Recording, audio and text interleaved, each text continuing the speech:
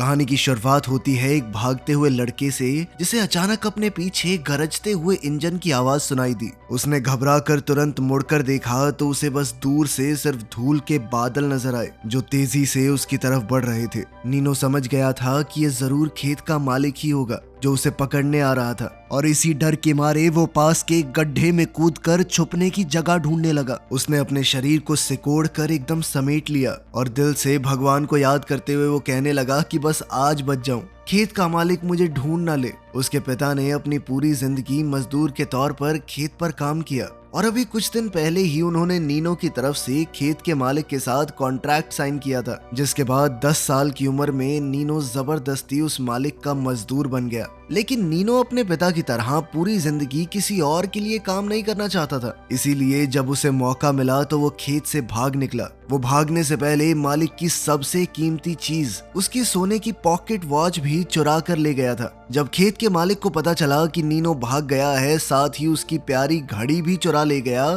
तो वो गुस्से से पागल हो गया और तुरंत सभी मजदूरों को इकट्ठा करके अलग अलग दिशाओं में लड़के को पकड़ने के लिए भेज दिया। उसने नीनो को पकड़ने वाले के लिए इनाम भी रखा। तब नीनो के पिता भागते हुए मालिक के पास जाकर अपने बेटे की तरफ से माफी मांगने लगे, लेकिन मालिक ने गुस्से में उसे भी डांट कर भगा दिया। इधर भागता हुआ नीनो उस बड़े से पेड़ के नीचे पहुंच गया जहां उसकी बहन काफी देर से उसका इंतजार कर रही थी। नीनो ने जल्दी से उन कपड़ों को बदला जो बहन लाई थी और फिर अपनी बहन से कहा कि मेरे पुराने कपड़े दूसरे रास्ते पर फेंक देना ताकि शिकारी कुत्तों को भटकाया जा सके। फिर अपनी बहन को अलविदा कहने के बाद नीनो फिर से भाग निकला। वो पूरी ताकत से दौड़ता रहा और एक पल के लिए भी रुकने की हिम्मत नहीं की। सिर्फ रात होने पर ही वो एक पत्थर की गुफा में जा छुपा। फिर उसने थोड़ा सा खाना खाकर अपनी थोड़ी ताकत जमा की और फिर पूरी रात थोड़ा डरते हुए गुजारी। अगली सुबह खेत का मालिक शिकारी कुत्तों को मिले उन पुराने कपड़ों को लेकर नीनो के घर पहुंच गया। मालिक को यकीन था कि खेत से भागने के बाद नीनो की किसी ने तो मदद की होगी और वो कोई और नहीं बल्कि उसकी बहन ही थी, लेकिन उसकी बहन ने कुछ भी नहीं बताया। लेकिन अब मालिक लड़की को डराने लगा, मैं सही बता रहा हूँ, तेरा भाई बहुत बड़ी मुसीबत में है। यहाँ पे सब कुछ सेफ है, बाहर डाकू लुटेरे भी होते हैं, कोई मार देगा उसे। इससे लड़की काफी घबरा गई और उसे लगा कि कहीं उसके भाई के साथ कुछ बुरा ना हो जाए और आखिरकार उसने बता ही दिया कि नीनो उस तरफ भाग कर गया है। नीनो की माँ ने अपने बेटे के लिए भीख मांगी कि साहब उसे कुछ करना मत, लेकिन खेत के मालिक ने गुस्से में उसे जोरदार थप्पड़ मार दिया। उधर पता नहीं कितनी देर तक चलने के बाद नीनो को आखिरकार एक इमारत नजर आई जो इस सुनसान इलाके में दूर से ही दिख रही थी। यह वही बस स्टेशन था जो नीनो के भागने के प्लान का सबसे जरूरी हिस्सा था, जहां से उसे बस पकड़नी थी। एक बार अगर वो बस में चढ़ गया तो हो सकता है वो बच के निकल जाए। स्टेशन को इतना पास देखकर थके हारे नीनो के अंदर अचानक नई ताकत आ गई और उसने अपनी रफ्तार और तेज कर दी। लेकिन अचानक उसके कानों में पीछे से इंजन की आवाज आई। दूर से उड़ती हुई धूल को देखकर नीनो का दिल जोर से धड़कने लगा। उसे समझ आ गया कि ये जरूर खेत का मालिक ही है जो उसका पीछा कर रहा था। और अब कहानी वहीं पहुंच गई जहां से शुरुआत हुई थी। जैसे जैसे मालिक और पास आता गया, नीनो का डर बढ़ता रहा। उसकी सांसें तेज हो गई, उसने अपनी आंखों को जोर से बंद कर लिया, मानो उसने खुद को किस्मत के हवाले छोड़ दिया हो। खुशकिस्मती से हवा में उड़ती हुई धूल ने नीनो को बचा लिया। खेत के मालिक की नजर उस पर नहीं पड़ी। मालिक तुरंत बस स्टेशन के आसपास लोगों से पूछकर नीनो के बारे में पता लगाने की कोशिश कर रहा था, लेकिन उसे कुछ भी हासिल नहीं हुआ और बेचारा नीनो मजबूरी में बस छुपकर देखता रहा। जब वो बस जिसमें उसे भागना था धीरे धीरे स्टेशन से निकलकर दूर चली गई तो उसकी आंखें भर आई। उनके इस दूर दराज से स्टेशन पर बस बहुत कम आती थी और यहाँ पर अगली बस सीधा 4 दिन बाद आएगी। लेकिन खेत का मालिक भी ऐसे ही उसे छोड़ने वाला नहीं था, क्योंकि नीनो सिर्फ कोई भागा हुआ मजदूर नहीं था, उसने मालिक की सबसे कीमती चीज चुराई थी। मालिक ने सोच लिया था कि वो खुद नीनो को पकड़ेगा, चाहे उसे दुनिया का कोना कोना क्यों ना छानना पड़े। उसने अपने एक आदमी को स्टेशन पर ही छोड़ दिया कि यहीं रहकर निगरानी कर, जैसे ही नीनो दिखा उसे पकड़कर मुझे बताना, और फिर बाकी लोगों के साथ आगे ढूंढने चला गया। बस छूट जाने के बाद अब नीनो के पास पैदल चलने के अलावा कोई रास्ता तो था नहीं। वहीं पकड़े जाने के खौफ से नीनो इतना डरा हुआ था कि वो किसी आम आदमी को देखकर भी घबरा जाता। इसी चक्कर में एक बार वो खड़ी ढलान से फिसलकर नीचे गिरने वाला था, लेकिन फिर जंगली घास को पकड़कर उसने जैसे तैसे अपनी जान बचाई। अपनी पूरी ताकत लगाकर नीनो जैसे तैसे ऊपर वापस आया, लेकिन उसके अंदर रुककर आराम करने की हिम्मत नहीं थी। वो लड़खड़ाते हुए तुरंत आगे बढ़ गया। तभी उसे एहसास हुआ कि जब मैं गिरा तो मेरा कंपास टूट गया और अब ये काम नहीं कर रहा। अब उसके लिए भाग पाना और ज्यादा मुश्किल हो गया, क्योंकि अब समझना बहुत मुश्किल है कि वो किस तरफ जा रहा है। पता नहीं कितनी देर तक चलने के बाद उसे एक आदमी मिला जो अपने जानवरों को पानी पिला रहा था। पानी को देखते ही हद से ज्यादा प्यासा नीनो अनजाने में अपने सूखे होठों पर जीभ फेरने लगा। वो थोड़ा शांत होकर उस आदमी के पास ही छुपा रहा और रात होने का इंतजार करने लगा। जैसे ही अंधेरा छाया वो धीरे धीरे पास गया और जल्दी से अपना बैग उतारा और घबराहट में उस आदमी का खाना बैग में डालने लगा। लेकिन उस आदमी ने नीनो को देख लिया था। जैसे जैसे वो आदमी उसकी तरफ बढ़ा, घबराया हुआ नीनो अचानक मुड़कर भाग पड़ा, लेकिन आदमी ने उसे लाठी से मारकर गिरा दिया। फिर भी नीनो किसी तरह उठ खड़ा हुआ। उसने अपनी कमर से छुरा निकालकर आदमी को धमकाया कि पास मत आ मेरे, मैं मार दूंगा। लेकिन आदमी ने उसकी बात नजरअंदाज कर दी और फिर से आगे बढ़ने लगा, जिससे डरा हुआ नीनो दोबारा अपनी जान बचाकर भाग गया। उसके पास इतना भी वक्त नहीं था कि जमीन पर गिरा हुआ बैग उठा सके। बैग छूट जाने के बाद नीनो के पास अब कुछ भी नहीं बचा था, ना कोई खाना ना पानी, सिर्फ एक अकेला बेसहारा बच्चा। फिर न जाने कितनी देर बाद उसे दूर से एक इमारत नजर आई। उसने हिसाब लगाया कि यहाँ पर लोग भी होंगे, मुझे खाना और पानी मिल सकता है। इसी उम्मीद के साथ उसने आसपास ध्यान से देखा और धीरे धीरे हिम्मत जोड़कर उस इमारत की तरफ दौड़ पड़ा। उसने छुरा हाथ में कस के पकड़ लिया और थोड़ी हिम्मत बटोरता हुआ अंदर घुस गया। लेकिन अंदर बस एक टूटा हुआ पुराना कुआं था और कुछ भी नहीं। नीनो ने एक पत्थर उठाया और उसमें फेंक दिया। काफी देर तक इंतजार किया, लेकिन पानी की आवाज ही नहीं आई। उस सूखे और वीरान कुएं को देखकर नीनो फिर से पूरी तरह टूटा हुआ महसूस करने लगा। भूखा प्यासा और बिल्कुल थक चुका नीनो अब और बर्दाश्त नहीं कर पाया और वहीं जमीन पर गिर गया। पता नहीं कितनी देर बाद एक आदमी ने बेहोश पड़े नीनो को देखा और उसे होश में लाने की हर मुमकिन कोशिश करने लगा। खतरा महसूस होते ही नीनो ने तुरंत अपना छुरा उठाया और खुद को बचाने की कोशिश की, लेकिन हद से ज्यादा कमजोर होने की वजह से वो उस आदमी के सामने टिक नहीं पाया और आदमी ने उसे आसानी से काबू कर लिया। नीनो की जान बचाने के लिए आदमी ने कपड़े के टुकड़े पानी में भिगो भिगो कर उसके होठों पर लगाए और धीरे धीरे उसे मौत के मुंह से वापस ले आया। जब नीनो आखिरकार होश में आया तो उसे एहसास हुआ कि जिस आदमी ने उसकी जान बचाई है ये कोई और नहीं, वही आदमी है जो थोड़ी देर पहले जानवरों को पानी पिला रहा था। उस आदमी ने नीनो को खाना चुराने के लिए कुछ नहीं कहा, बल्कि अपना सारा सामान खुशी खुशी उसके साथ बांटा।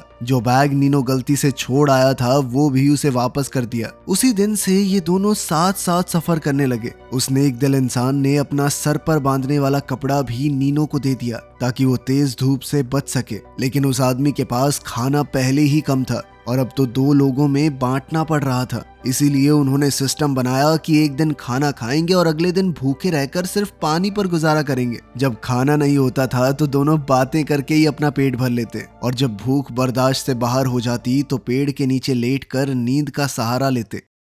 इधर खेत का मालिक जो कई दिनों से नीनो का पीछा कर रहा था, उसने अपने आदमियों को 2 गुटों में बांट दिया और वो धीरे धीरे नीनो के करीब पहुंच रहा था। उधर नीनो को पता चला कि उस आदमी का नाम रॉय है। खैर कुछ देर बाद रॉय ने देखा कि मेरा कुत्ता जो आमतौर पर शांत रहता है इतनी जोर जोर से भौंक क्यों रहा है। जिस दिशा में कुत्ता भौंक रहा था उस तरफ से 2 लोग उनकी तरफ आ रहे थे।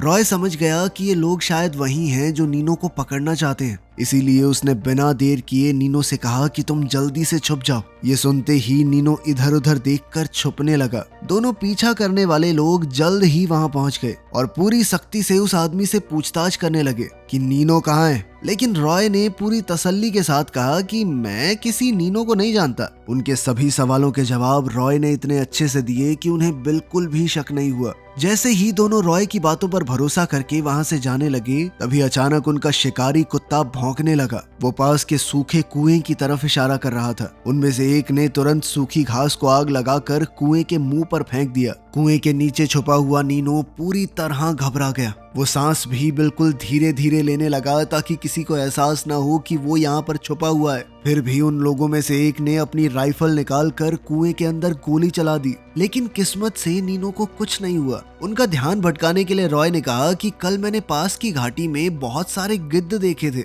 आसमान में घूम रहे थे। हो सकता है कि लड़का वहीं पर पड़ा हो, मर गया होगा। अब तक यहाँ पे क्या मिलेगा खाने को। उसकी बात उनमें से एक तो मान गया, लेकिन दूसरे ने अचानक से सवाल पूछा कि तुमने पेशाब कहाँ किया था। दरअसल दीवार के कोने में किसी ने पेशाब किया हुआ था। ये किया तो नीनो नहीं था, लेकिन इस बात का इस्तेमाल करके वो आदमी ये जानना चाहता था कि रॉय कहीं उन्हें झूठ तो नहीं बोल रहा। अब सही जगह का पता ना होने की वजह से रॉय ने एक तुक्का मारा, लेकिन ये उससे बहुत बड़ी गलती हो गई। उन लोगों ने रॉय को बेरहमी से पीटना शुरू कर दिया। फिर भी जब रॉय ने नीनो के बारे में कुछ नहीं बताया तो उन्होंने अपनी चाल बदली। अब वो नरमी से बात करने लगे, लेकिन चाहे वो कितनी भी कोशिश क्यों ना कर लें, रॉय एक ही बात कहता रहा कि मैंने किसी बच्चे को देखा ही नहीं। उसे बोलने पर मजबूर करने के लिए उन लोगों ने उसके सामने ही उसकी भेड़ों को काट डाला। ये भेड़ ही उस आदमी के जीने का सहारा है। अपनी आंखों के सामने उन्हें मरता देखकर रॉय को बहुत गुस्सा आ गया, लेकिन फिर भी उसने नीनो के बारे में कुछ नहीं बताया। फिर पीछा करने वालों ने मरी हुई भेड़ों को सीधा उस सूखे कुएं में फेंक दिया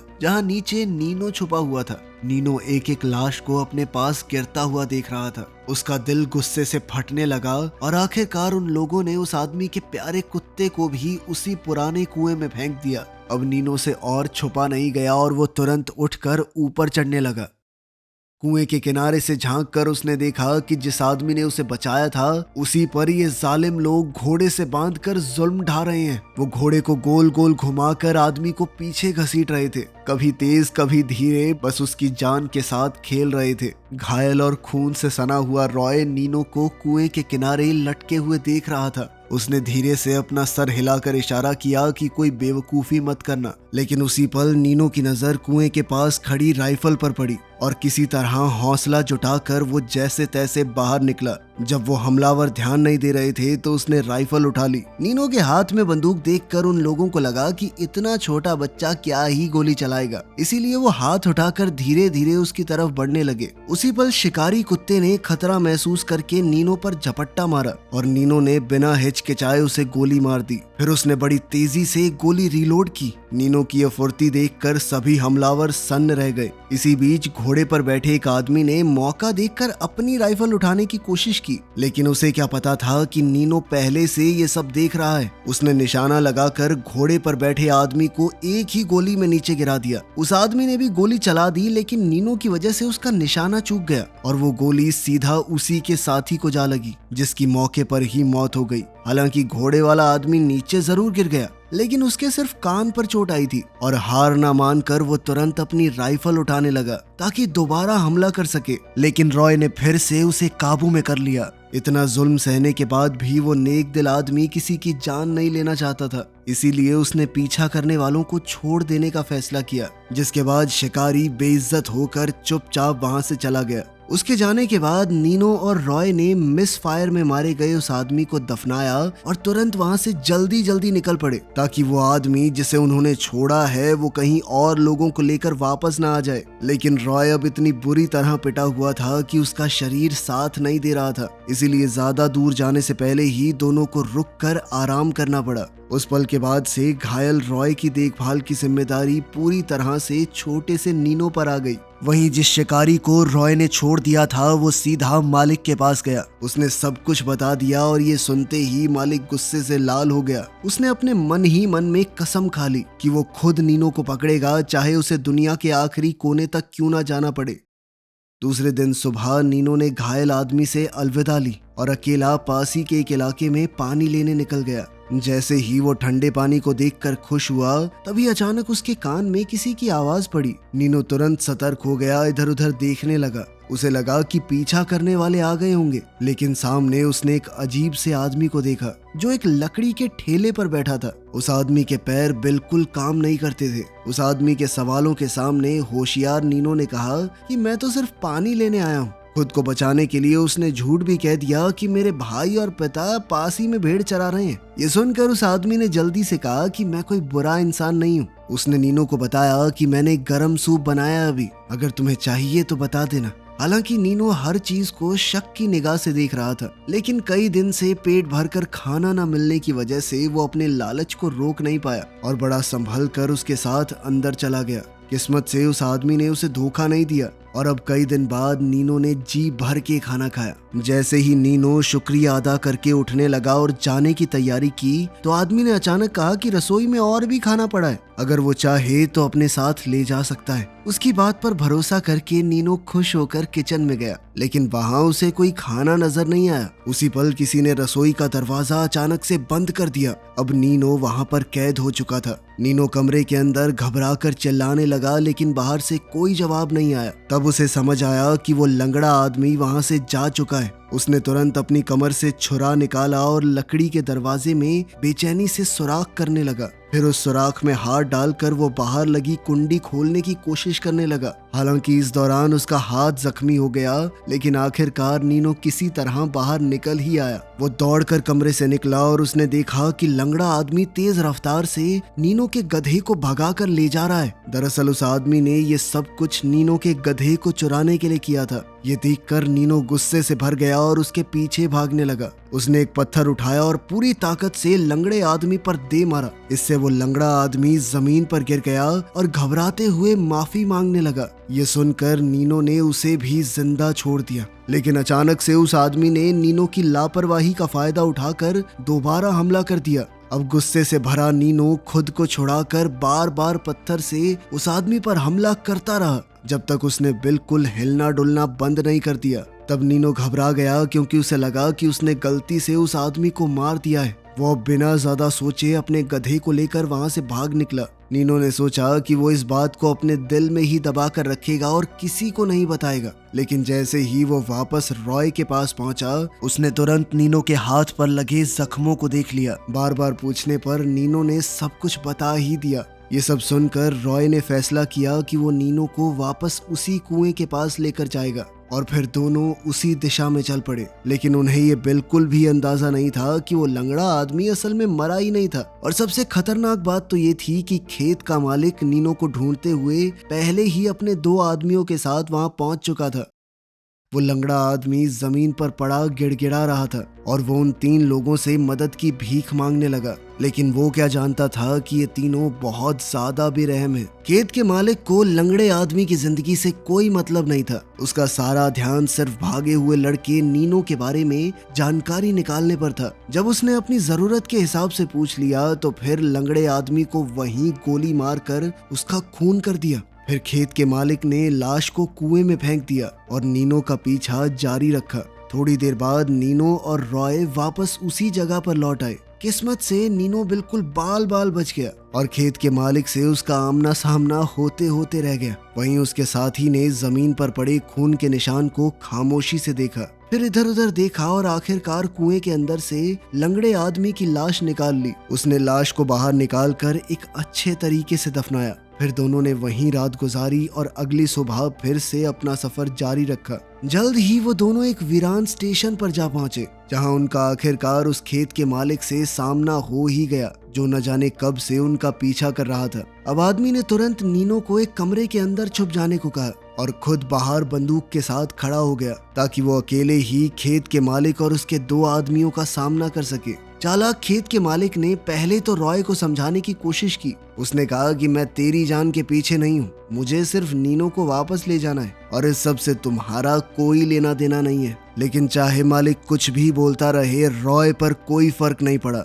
वो अपनी बंदूक के साथ दीवार बनकर खड़ा रहा और नीनो की हिफाजत करता रहा। जब समझाना काम नहीं आया तो खेत के मालिक ने भारी इनाम का लालच दिया, ताकि रॉय नीनो को उसके हवाले कर दे। लेकिन इतना सारा पैसा देखकर भी उस आदमी के चेहरे पर जरा सी हिचकिचाहट भी नहीं आई। अब कोई रास्ता तो बचा नहीं था, इसलिए गुस्से से भरे खेत के मालिक ने जबरदस्ती नीनो को ले जाने की कोशिश की और वहाँ पर जबरदस्त गोलीबारी शुरू हो गई। असल में ये आदमी एक पुराना फौजी था, उसका निशाना जबरदस्त था और उसने 1 सेकंड में खेत के मालिक के दोनों साथी गिरा दिए। लेकिन तभी उसकी नजर इधर उधर गई और उसे एहसास हुआ कि घबराया हुआ नीनो गायब हो चुका है। वो तुरंत उसे ढूंढने के लिए दौड़ा और आखिरकार वो उसे एक लकड़ी के शेड के अंदर मिला। लेकिन तभी अचानक दरवाजे के पीछे से चालाक खेत का मालिक निकल आया। खतरे का अंदाजा होते ही वो आदमी तुरंत पलट गया, लेकिन तब तक बहुत देर हो चुकी थी। खेत के मालिक ने गोली चला दी और उसी पल रॉय सीढ़ियों से नीचे जा गिरा। आखिरकार नीनो फिर से खेत के मालिक के कब्जे में आ गया था। जैसे ही नीनो को जबरदस्ती गाड़ी में डाला जा रहा था, तब घायल रॉय एक आखिरी बार पूरी ताकत जोड़कर वापस दौड़ा। उसने खेत के मालिक को खींचकर बाहर निकाला और अपनी बांस की लाठी से उसका गला घोंट दिया। खेत का मालिक जान बचाने के लिए तड़पने लगा और उसने अपनी पिस्टल से अंधाधुंध गोलियां चला दी। इसी फाइट में एक गोली पहले से जख्मी रॉय को फिर से लग गई। रॉय ने मालिक को तो मार दिया, लेकिन साथ ही वो भी अपने जख्मों की वजह से मारा गया। इस दर्दनाक मंजर को देखकर नीनो बहुत रोया। कुछ दिन पहले तक वो आदमी उसे जानता तक नहीं था और आज नीनो की आजादी के लिए उस आदमी ने अपना सब कुछ न्योछावर कर दिया। अब नीनो ने उस आदमी के शरीर को बहुत अच्छे से दफनाया और फिर आखिरकार सारा सामान लेकर आगे बढ़ गया। वीडियो पसंद आई तो लाइक कर देना, चैनल को सब्सक्राइब कर लेना। मिलते हैं अगली वीडियो में।